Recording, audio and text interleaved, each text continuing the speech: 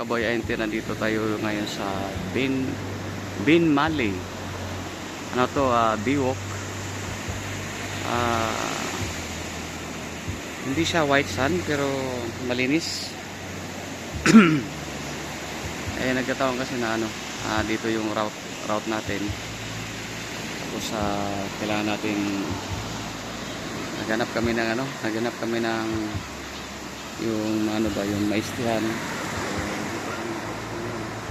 Mura lang. Hindi naman siya peak season. At least ngayon po ay oras ng 7 o'clock. Dito kami ngayon. Tama kong si aking partner, si Edgar. Ayan.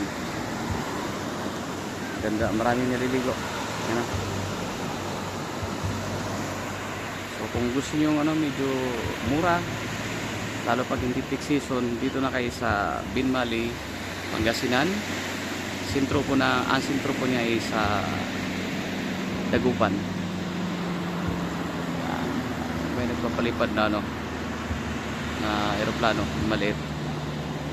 So yun mga Kaboy Ainte, maraming salamat. Bye bye.